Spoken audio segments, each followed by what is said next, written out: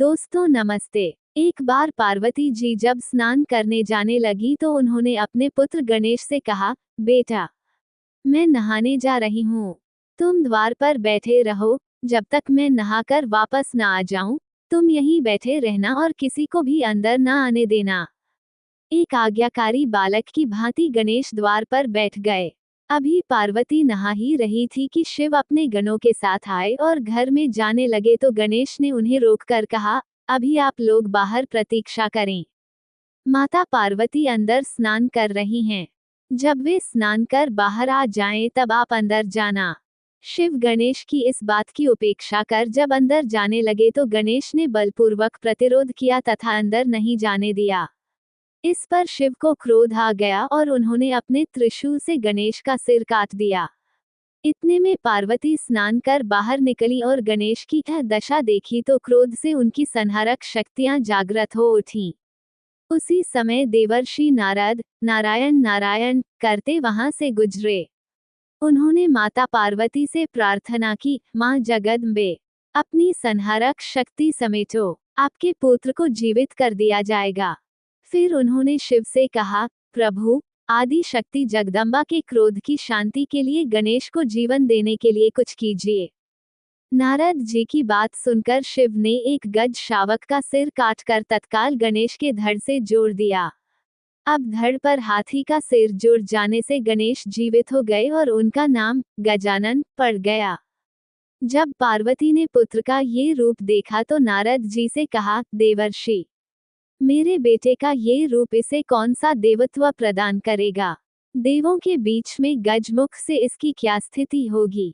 कुछ व्यवस्था करो कि सब देवों से पूर्व गणेश की पूजा हो, तभी मैं अपनी संहारक शक्ति समेटूंगी। नारद ने कहा, मां भगवती, इसकी भी व्यवस्था करता हूँ, आप पहले शांत हो जाइए। नारद के कहने पर पार्वती ने अपनी संहारक शक्तियां समेट ली। जब सब शांत हो गया तो नारद जी ने कहा, अभी गणेश की अग्र पूजा की घोषणा कर देने से अन्य देवता नाराज हो जाएंगे। अतः किसी प्रतियोगिता के द्वारा सब देवों के आदि देव ब्रह्मा जी के सामने इसका निर्णय किया जाएगा। पार्वती ने नारद के इस सुझाव को स्वीकार कर लिया। ब्रह्मा जी के सामने ये प्रस्ताव रखा गया कि इतने सारे देवी देवताओं में सर्वप्रथम किसकी पूजा की जाए। कोई भी शुभ कार्य करने से पहले किस देवता की प्रतिष्ठा की जाए, इसकी कुछ व्यवस्था कीजिए। देवताओं को भी ये प्रस्ताव पसंद आया। सबने कहा, हाँ, हो जाए तो ठीक होगा, लेकिन कोई भी देवी देवता इस बात को लेकर रुष्ट नहीं होगा कि मानव ने पहले मेरी पूजा नहीं की। ब्रह्मा जी ने कहा, तुम्हारा प्रस्ताव उचित है नारद जी, तुमने समस्या रखी है तो तुम ही कोई योजना बताओ कि जिससे निर्णय हो सके कि किस देव की अग्र पूजा की जाए। नारद ने कहा, तात, मेरे विचार से तो एक प्रतियोगिता का आयोजन किया जाए। देवी देवता अपने अपने वाहन पर सवार होकर इस पृथ्वी की परिक्रमा पूरी कर सबसे पहले आपके पास आ जाए, वही अग्र पूजा का अधिकारी हो। देवर्षि नारद के इस सुझाव को सबने स्वीकार किया।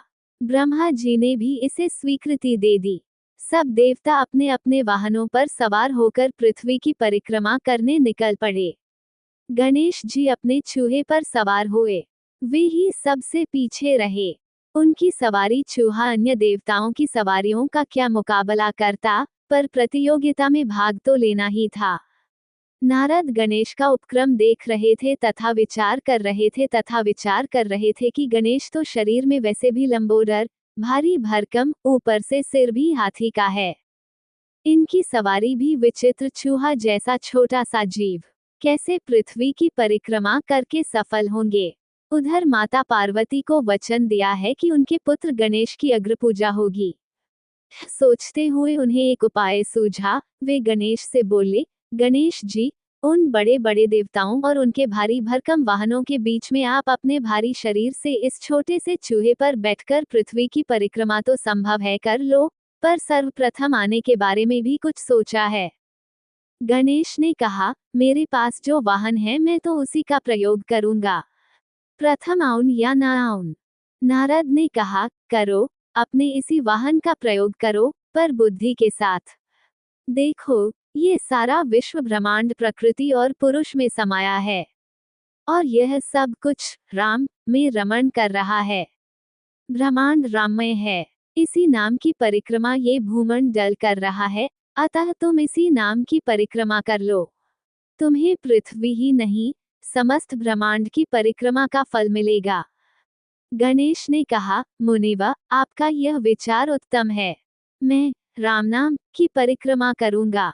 ये कहकर उन्होंने भूमि पर राम राम लिखा और अपने मूषक पर बैठकर उस नाम की 3 बार परिक्रमा करके ब्रह्मा के समक्ष जा खड़े हुए। ब्रह्मा जी ने देखा कि अभी किसी भी देवता का पता नहीं और गणेश ने परिक्रमा पूरी भी कर ली। उन्हें आश्चर्य तो हुआ, पर बोले कुछ नहीं। बाद में जब सारे देवता परिक्रमा करके आए तो ब्रह्मा जी ने कहा, देवों, आप लोग एक एक कर आते रहे, पर यहाँ तो गजानन सबसे पहले मेरे पास पहुँचे, इसलिए अग्र पूजा का अधिकार इन्हें ही मिलना चाहिए। अन्य देवों ने आपत्ति की कि प्रजापति यह कैसे हो सकता है।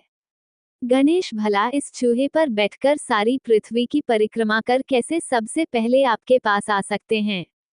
लगता है ये परिक्रमा करने गए ही नहीं होंगे, प्रारंभ से यहीं बैठे होंगे। जब देवों ने उसे असत्य माना तो नारद बोले, हे देवो, ये सत्य है।